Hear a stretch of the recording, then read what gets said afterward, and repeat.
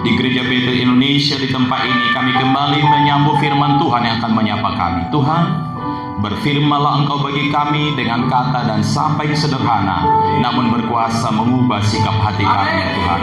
1 minggu ke depan adalah kesempatan kami membuktikan betapa pengharapan kami di dalam Tuhan tidak pernah mengecewakan.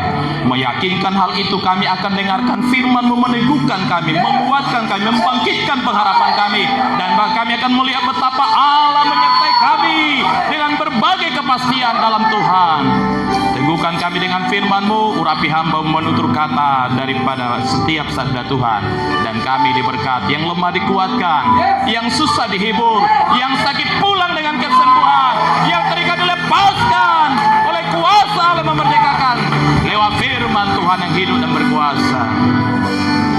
Terima kasih, kami bersyukur kepadamu dalam nama Yesus. Haleluya. Setiap kita yang siap diberkati dengan firman Tuhan bersama saya katakan amin. Tepuk tangan bagi Tuhan kita. Haleluya. Silakan duduk Bapak Ibu Saudara. Shalom. Shalom Bapak Ibu.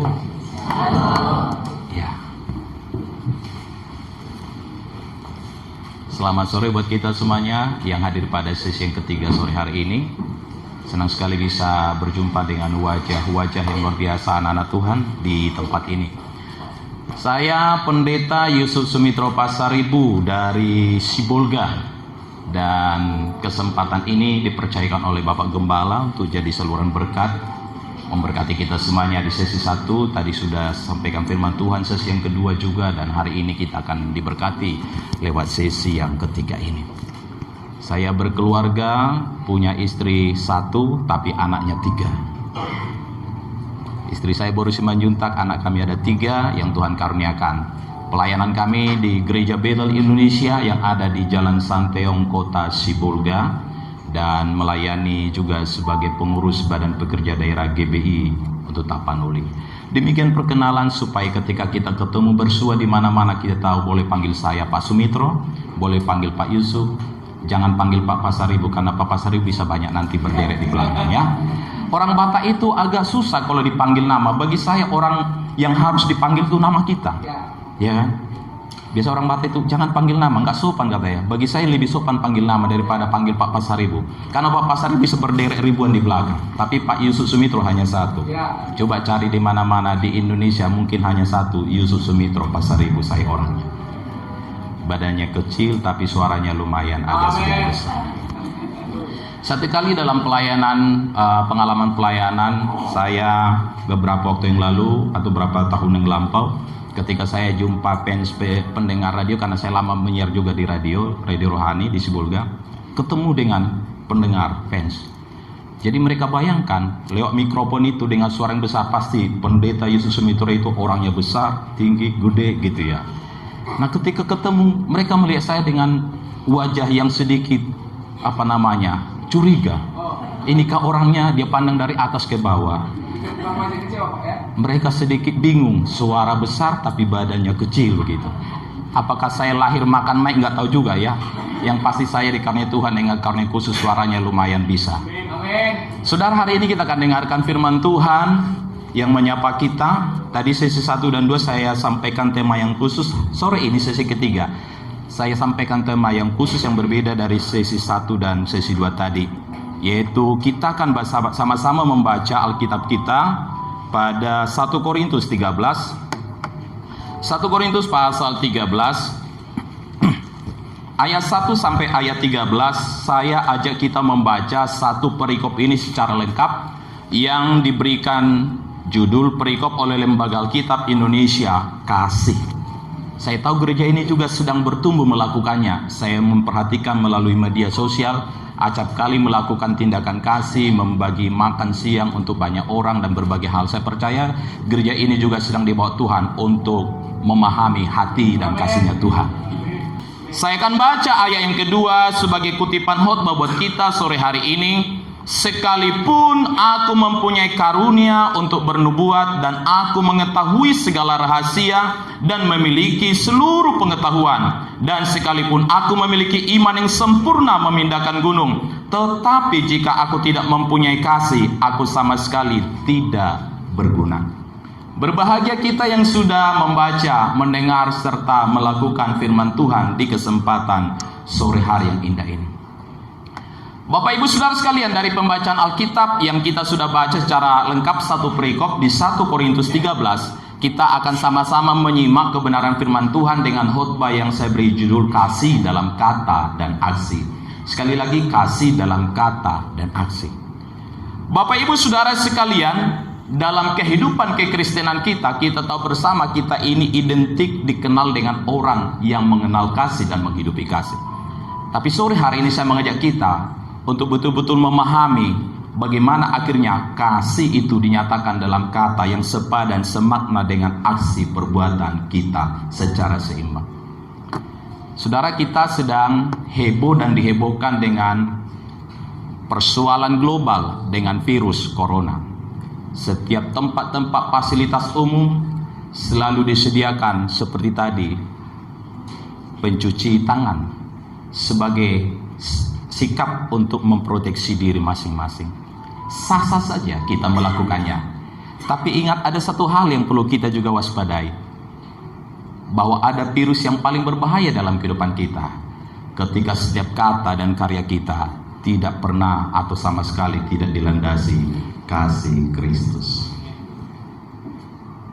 Virus corona hanya mempersoalkan kebinasaan tubuh kita, tapi kasih yang tidak pernah kita hidupi merupakan persoalan kehilangan kesempatan hidup dalam kekekalan yang Allah sediakan.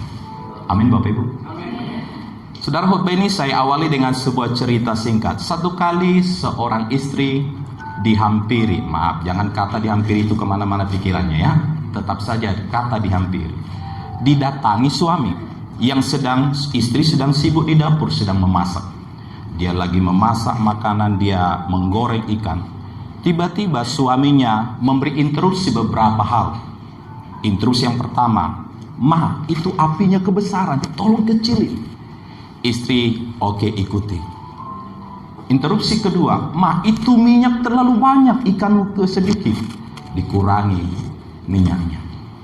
Interupsi ketiga, "Ma, kalau goreng ikan jangan sejajar kepala dengan kepala, nanti menggosip ikannya, lama kali nanti masak." Ini ada saja, aneh saja ini suami. Tapi dia jawab juga, "Boleh." Dia putar juga, ini istri baik sekali, dia putar kepalanya jadi mereka bersebelahan. Akhirnya yang cepat masak. Lalu istri mulai merasa kesal. Dia bilang bagi sama suaminya, "Pak, yang tahu masak itu saya. Udah, kamu diam aja, tenang aja di sana, jangan banyak interupsi. Tunggu aja, saya masak sampai selesai." Lalu suaminya bilang begini, "Ma, sebenarnya supaya kau tahu saja perasaanku. Waktu aku menyetir mobil, kita bepergian, banyak kali juga aturanmu, terlalu cerewet kau, belok kiri, belok kanan, sama. Jadi saya sedang mengungkapkan hatiku kepadamu." Ternyata sang suami ini sedang pakai banyak perjalanan mutar-mutar hanya untuk menunjukkan keberatannya. Waktu dia nyetir banyak kali protes istrinya. Ayo istri yang cerewet berkata, "Akulah orangnya." Tidak ada yang mengaku kan? Saudara-saudara, ilustrasi ini memberitahukan kepada kita bahwa apapun yang sebenarnya ingin kita sampaikan kepada orang-orang kita kasih, orang yang bersama dengan kita, orang serumah kita, orang sepekerjaan kita, boleh-boleh saja kita bermaksud untuk mengatakan banyak hal, tapi landasi dengan bungkus dengan kasih yang mendasari semua keinginan motivasimu untuk menegur siapapun. Pesan di balik pengantar khotbah ini melalui ilustrasi ini adalah bahwa di balik setiap tindakan kita secara manusiawi selalu ada motivasi yang terselubung di dalamnya. Tapi ingat, motivasi yang paling kuat yang harusnya ada di balik setiap sikap tindakan kita berkata dan bertindak adalah kasih Tuhan. Katakan kasih Tuhan. Kasih Tuhan. Sebab itu di balik setiap tindakan manusia yang ada motivasi, biarlah di dalamnya setiap motivasi kita itu melalui kata dan perbuatan kita, pondasi yang paling kuat adalah kasih kita kepada Tuhan. Sehingga ketika kasih Kristus menjadi pondasi daripada setiap motivasi kita berucap, berkata, dan berbuat kepada siapapun dalam keadaan apapun, Kristus akan selamatkan kita dalam berbagai hal yang sedang kita kerjakan. Allah akan luputkan kita dalam kelalaian kita asal motivasi kita adalah karena kasih. Dalam tulisannya ini selanjutnya Paulus sedang menegaskan bahwasanya setiap karunia yang kita miliki tanpa dibungkus, tanpa didasari kasih, seringkali menjadi alat mencari keuntungan pribadi dan keuntungan sendiri, dan mengesampingkan berkat dan sukacita Tuhan untuk hidup orang lain. Sekali lagi, catat pernyataan saya. Ketika kita tidak hidup dalam kasih Kristus, segala motivasi kita menggunakan karunia, potensi yang Tuhan beri pada kita, seringkali menyisihkan orang lain dan menunjukkan diri kita hebat dari orang lain. Allah nggak pernah mengaruniakan apapun pada kita untuk bermaksud kita membuat orang menonton kita dengan kehebatan kita. Allah tidak pernah bermaksud memberkati gereja ini untuk menjadi tontonan bagi gereja yang tidak bertumbuh apa-apa. Allah tidak pernah bermaksud menjadikan orang-orang di depan ini yang piawai dengan berbagai hal kemampuannya untuk jadi tontonan bagi mereka yang belum tampil di depan. Ketika kita semua kerjakan dengan kasih, kita tidak sedang mempertontonkan diri, tapi memancarkan Kristus yang memakai kita dengan kasih. Amin. Boleh katakan amin? Amin.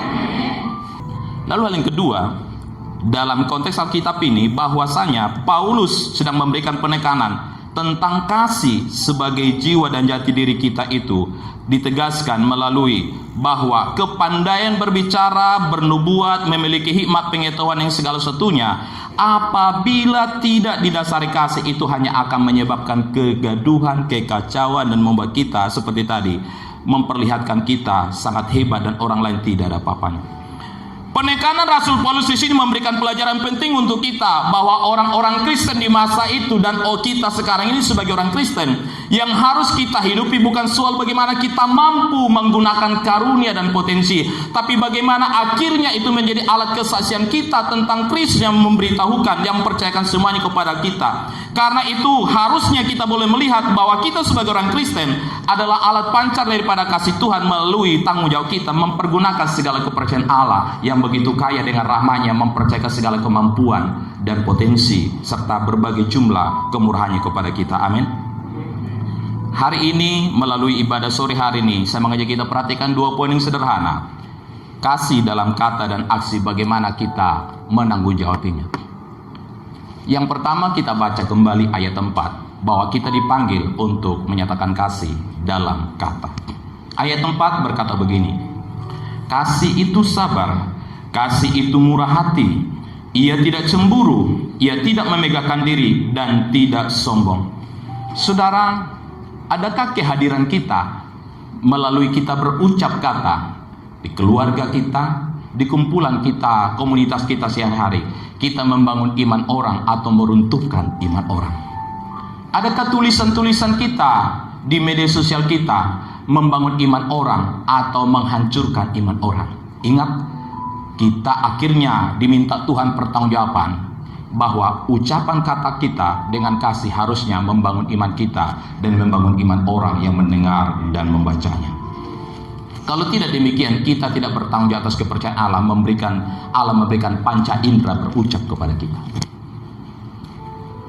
Saudara-saudara yang terkasih, apabila tidak ada kasih, rupa-rupa karunia akan berdiri sendiri dan menunjukkan kehebatan kita dan tidak memperlihatkan keunggulan Allah. Padahal Allah memberikan karunia untuk membangun kehidupan bersama di tengah dunia ini, membangun kehidupan bersama di tengah keluarga, membangun kehidupan bersama di tengah pelayanan, membangun kehidupan bersama di komunitas kita bekerja. Ingat saudara-saudaraku, karunia bernubuat, karunia iman, pengetahuan dan yang lainnya memang diperlukan. Tapi ingat, ketika kita tidak mempergunakannya dengan berucap kata-kata yang membangun dan memberkati orang, sesungguhnya kita gagal di hadapan Allah sebagai orang yang dipercaya dengan berbagai karunia dan potensi itu. Saudara, mari kita nyatakan kasih kita dengan kata. Kasih dalam kata menjadikan kita harusnya makin beriman dan menjadikan orang yang mendengarnya makin beriman. Pertanyaannya Bapak Ibu Saudara sekalian, sepanjang hari, sepanjang minggu, sepanjang bulan dan sepanjang tahun, adakah ucapan tutur kata kita sudah membangun iman orang terdekat di dalam hidup kita? Istri kita, suami kita, anak-anak kita, orang tua kita, rekan sepelayanan kita, orang sekantor atau setempat kerja kita. Mari kita evaluasi diri kita. Adakah orang rasa nyaman dengan ucapan katamu, dengan tutur bahasamu, sehingga kehadiranmu selalu dinantikan oleh mereka? Atau kebalikannya, setiap kau datang, orang berawas-awas Dan mereka berkata, awas, kalau dia datang, nanti semua kacau. Adakah kita menjadi kerinduan orang ketika kata-kata kita meneduhkan sehingga kehadiran kita menjadi kehadiran yang dinanti-nantikan orang-orang bersama dengan kita setiap hari? Adakah engkau menjadi bapa, menjadi ayah yang ketika engkau hadir, istri dan anakmu teduh dengan ucapan kata-katamu? Atau setiap kali engkau datang dan kembali ke rumah dari pulang jam kerja, mereka ngumpat dan bersembunyi karena mereka takut dengan semprotan kata-katamu yang tidak pernah membangun iman mereka? Tak usah lirik kiri kananmu, lihat saja dirimu. Adakah engkau sebagai seorang ibu, kehadiranmu betul-betul meneduhkan, atau justru membuat suami dan anak-anakmu tidak betah dan sebentar-bentar mereka sudah keluar? Alasan mereka di kopi, di warung kopi, hanya saja karena mereka sedang mengingat satu ayat di kitab Amsal, bahwa alangkah baiknya tinggal di suatu rumah daripada tinggal satu rumah dengan Bapak Ibu yang bilang, ya, bukan saya, ya. Jadi bapak-bapak yang bilang, pengalaman Bapak Ibu. Apakah di rumah begitu saya tidak tahu, dan nggak perlu kita perpanjang di sini, Pak. Bapak Ibu Saudara sekalian, akhirnya kita harus menyadari bahwa iman yang Tuhan ukur dalam kehidupan kita adalah ketika sapa dan kata kita membuat orang-orang yang ada bersama dengan kita tiap hari bertumbuh imannya, karena kata-kata kita membangun dan memberkati mereka. Katakan amin. Saudara, kita tidak terlalu bangga kalau kita diberkati secara pribadi. Ekonomi kita maju, usaha kita maju, tapi ucapan katamu nggak pernah membangun orang yang paling dekat di hidup. Istri dan anak-anakmu tidak terlalu bangga dengan kemajuanmu, dengan uang makin banyak, dengan tingkatan pekerjaan kepercayaan bertambah, jika kata-katamu tidak pernah menghadirkan kerjaan Allah di tengah keluarga. Engkau sebagai bos di kantor, orang kepercayaan, tidak akan membawa orang terkesima melihatmu dengan semua kemajuan-kemajuanmu jika kata dan sapamu tidak menghadirkan suasana shalom dari Kristus. Ingat baik-baik, Allah hanya meminta satu hal kepada kita, hadirkan Dia melalui kata kita yang menyapa orang. Karena kata kita yang berdasarkan kasih akan membangun iman orang yang mendengar, bahkan pertama sekali membangun imanmu sendiri untuk menjadi alat kepercayaan Allah. Sepanjang tahun Allah menginginkan kita bertumbuh dalam kasih-Nya, maka sepanjang tahun adalah latihan kita untuk berucap berkata yang selalu didasari dengan kasih Kristus. Saudara, kasih dalam kata akan membangkitkan rasa syukur kita dan orang yang mendengarnya. Cara kita bersyukur kepada Tuhan atas pemeliharaannya tentu adalah melalui kata dan ucapan kita. Adakah kita sering memikirkan atau pernahkah kita berpikir bahwa lewat kata dan sapa kita orang akhirnya bersyukur kepada Tuhan? Atau sebaliknya, kata dan sapa kita membuat orang bertambah mengeluh dan mengeluh tentang keadaan kehidupan kita. Allah panggil kita dengan hal yang sederhana. Ketika kita ada bersama dengan orang-orang sekitar kita, kata dan sapa kita membuat mereka akhirnya mampu membangkitkan rasa syukurnya kepada Tuhan dalam permasalahan dan persoalan yang sedang dihadapi dia, ketika mereka mendengar kata dan sapa yang dikemas dengan kasih pada Kristus. Bapak Ibu, hadirmu jangan hanya untuk berpikir soal kenyamanan. Hadirmu di tengah dunia ini harus membuat orang, satu detik engkau hadir di mana saja, membuat orang rasa nyaman dengan ucapan dan kata. Katakan amin. Satu kali dalam sebuah perjalanan ketika saya dari Surabaya hendak bepergian ke Jakarta, di bandara di mana saya duduk, Bandara Juanda, menunggu pesawat terbang. Saya duduk, lalu di belakang saya ada seorang ibu juga yang mungkin dalam keadaan galau, sedang sedih atau sedang memikirkan banyak persoalan. Saat saya mengangkat pujian, beberapa syair pujian rohani pada Tuhan sambil duduk menunggu jam penerbangan, tiba-tiba dia menoleh dan bertanya, "Bapak hamba Tuhan?" Saya menjawab sederhana, "Ya, saya orang Kristen." Saya nggak perlu berkata saya pendeta. Lalu secara spontan tanpa saya minta, dia curhat cerita persoalan dia. Dia hampir berantakan dengan suaminya, hendak mau meninggalkan suaminya. Saya menyampaikan beberapa hal, kata-kata yang sederhana dari firman Allah dengan rasa empati yang terdalam. Dia menangis di tengah keramaian itu, lalu saya berdoa buat dia dan dikuatkan berangkat dari situ untuk kembali melanjutkan hidup keluarga dengan baik. Allah kadang-kadang ingin pakai kita dalam situasi yang terjepit sekalipun. Dengan kata dan sapamu orang lain dikuatkan dan dibangunkan imannya. Apatah lagi yang setiap hari engkau bersama dengan suamimu, dengan istrimu, dengan orang tuamu, dengan anak-anakmu, tapi kata-katamu nyelekik terus, menghancurkan perasaan orang, menghancurkan imannya. Adakah engkau sedang bertanggung jawab dengan kasih Tuhan? Allah panggil kita hari ini. Tidak perlu kita banyak tahu bahasa kata kita, tapi perlu kita tahu berkata dengan kasih itu akan menghadirkan shalom dan kerajaan Allah di tengah kehidupan orang-orang bersama dengan kita. Kasih dalam kata akan menghalau khawatir orang-orang yang bersama dengan kita dan juga khawatir dalam hatimu. Hal yang paling dikhawatirkan banyak orang adalah tentang masa depan. Dalam kitab Yeremia 29 ayat 11, sebab aku ini mengetahui rancangan-rancangan apa yang ada padaku mengenai kamu. Demikianlah firman Tuhan, yaitu rancangan damai sejahtera dan bukan rancangan kecelakaan, untuk memberikan kepadamu hari depan yang penuh harapan. Ayat ini memang ayat yang dipercayai orang, tapi seringkali tidak bisa dilihat orang, ditemukan orang ketika kata dan sapamu juga membawa orang terhalang melihat masa depan, karena kata dan sapamu tidak berdasarkan kasih. Orang akhirnya putus pengharapan, hati yang galau makin galau. Yang tadinya berpikir tentang masa depan yang sudah buram makin buram ketika mendengar kata dan sapamu yang tidak menjadi berkat. Ayo orang-orang muda yang hadir di tempat ini, yang ibadah didominasi orang muda, ingat kau dipanggil Allah untuk bersapa kata melalui media sosialmu dan ucapan katamu yang nyata, supaya menghadirkan kasih Kristus dan menguatkan setiap orang. Katakan amin. Tepuk tangan bagi Tuhan kita. Cantik wajahmu, molek daripada ragamu, tidak sebanding dengan jika engkau tidak pernah berucap kata dengan kasih daripada Kristus. Alkitab berkata, hendaklah dandananmu, perhiasanmu adalah perhiasan manusia batinnya. Akan nampak cantik orang yang pas-pasan, tapi kata dan ucapannya selalu berangkat daripada kasih Kristus. Orang nyaman berteman dengan demikian. Orang nyaman duduk dengan dia. Orang nyaman seruangan kerja dengan dia. Tapi orang akan was-was walau cantikmu seperti artis-artis terkenal. Karena katamu sekali kau ngomong, orang mulai kacau dan mengalami kehilangan damai sejahtera. Allah perlengkapi kita dengan panca indera adalah supaya kita akhirnya menyatakan kasih melalui kata yang memberkati setiap orang. Ingat sore hari ini, Allah panggil kita untuk membangun respon yang baik melalui menghadirkan kasih kita dinyatakan dengan kata. Sehingga seringkali yang kita persoalkan bukan masalah kenapa bisa datang seperti itu, kenapa bisa terjadi begini, kenapa si anu begini, kenapa istriku begini, kenapa suamiku begini, kenapa di pekerjaanku begini. Yang perlu kita persoalkan adalah respon kita menanggapi dengan kata yang dalam kasih kah, atau kata yang bukan dalam kasih. Sehingga kita tetap ada dalam pemeliharaan Allah yang sempurna. Saudara, kita bisa berespon kasih, berespon sukacita, damai, kesabaran, kemurahan seperti kata Alkitab. Dan tapi opsi yang lain, responmu bisa marah, engkau bisa kepahitan, engkau bisa maki-maki orang, engkau bisa mengutuki orang. Respon itu, opsi itu ada padamu.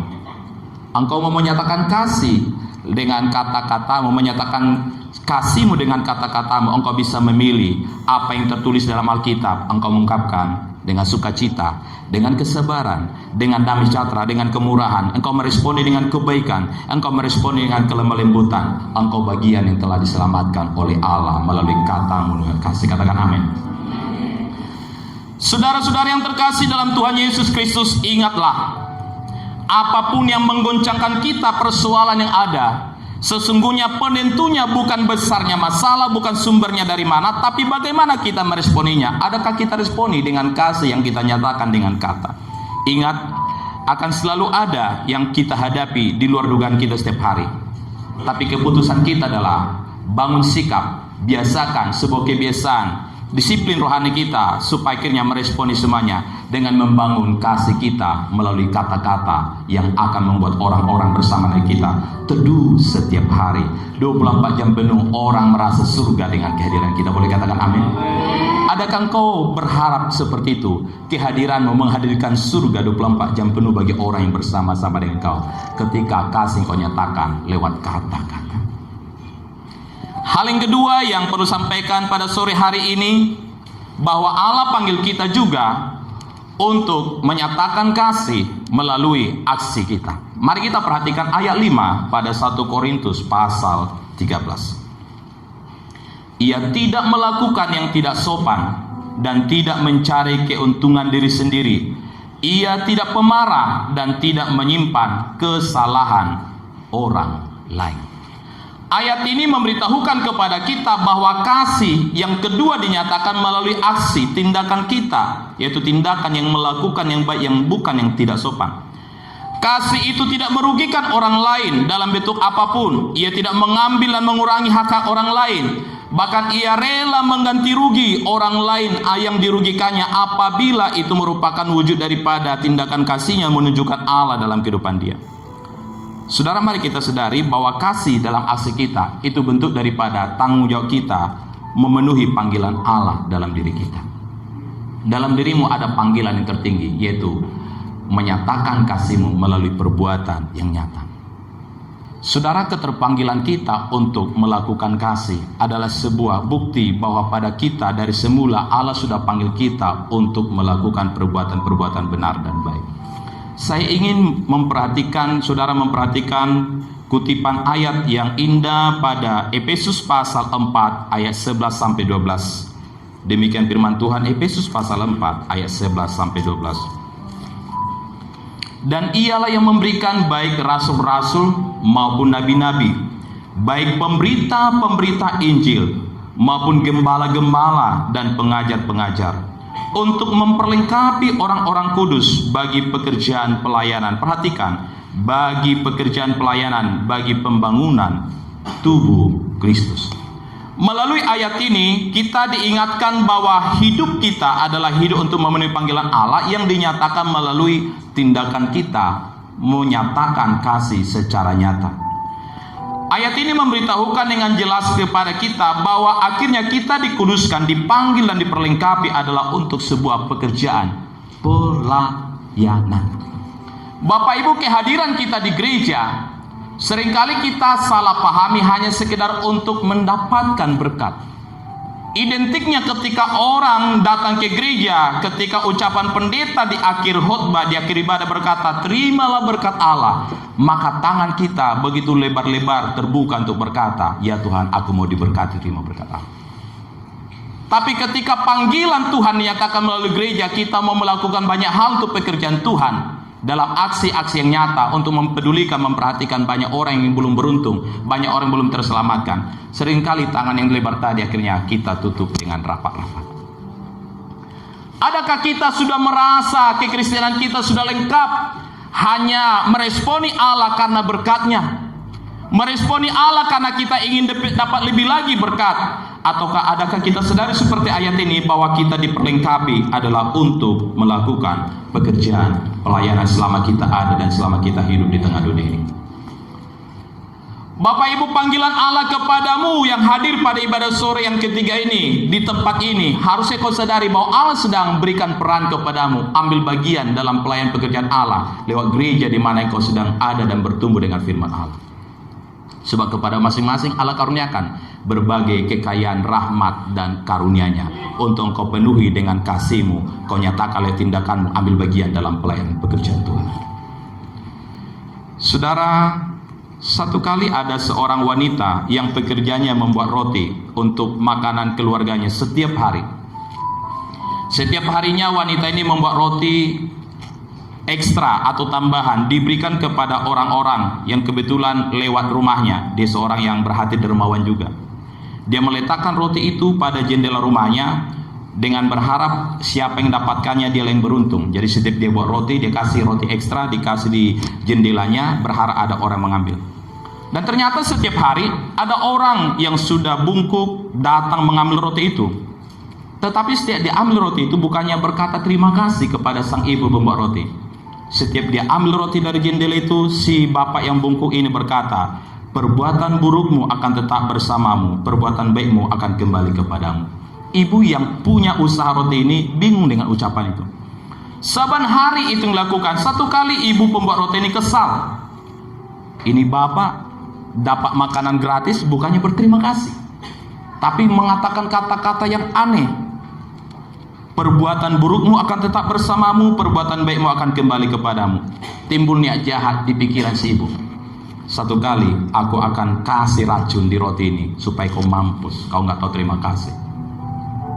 Ketika dia hendak melakukan niatnya ini, dia berpikir lagi, nanti gara-gara aku mati ini. Dia urungkan niatnya, dia buat roti yang seperti biasa, kasih roti ekstra itu. Berlalu begitu saja.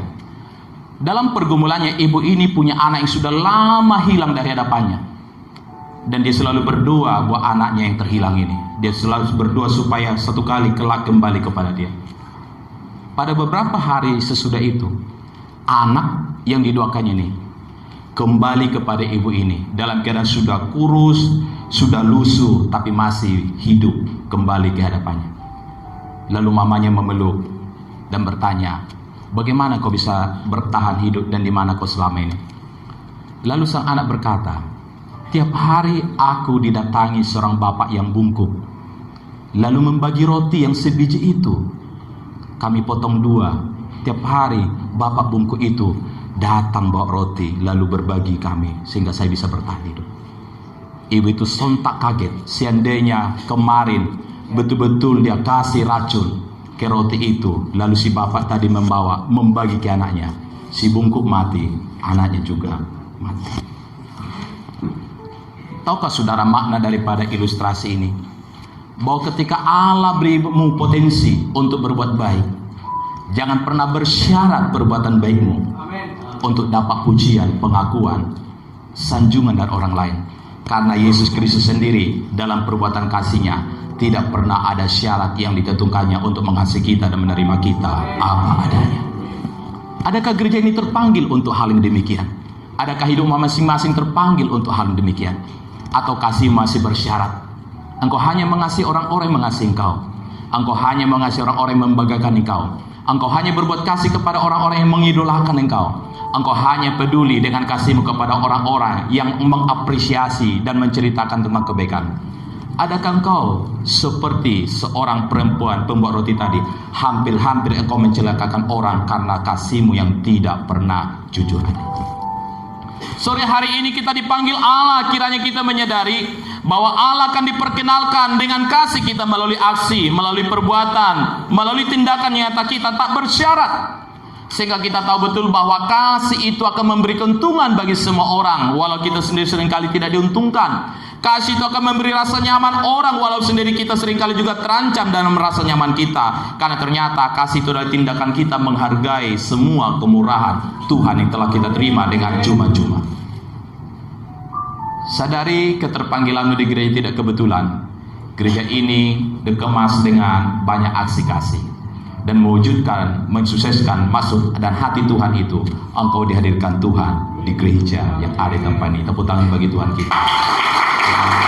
Saudara, hendaklah rupa-rupa karunia yang kita miliki berdiri atas satu pondasi yang kuat, yaitu kasih kita yang kita nyatakan melalui sebuah tindakan.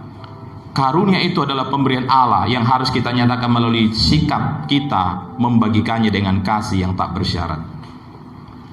Sore hari ini pada gereja mengajak kita, kiranya semua yang ada padamu adalah alat modal untuk membuktikan dalam dirimu ada kekuatan yang paling besar, yang namanya kasih yang daripada Kristus.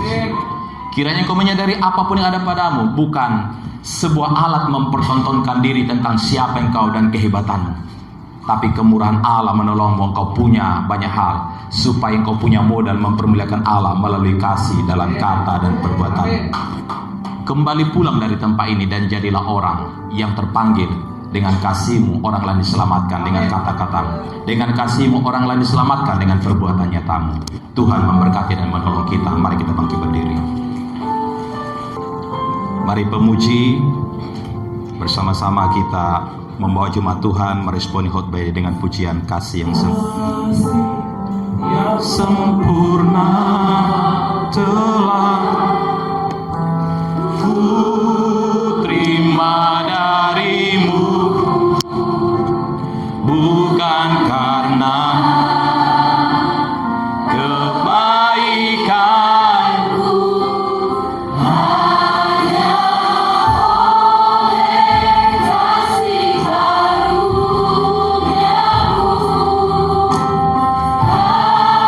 Kau berikan aku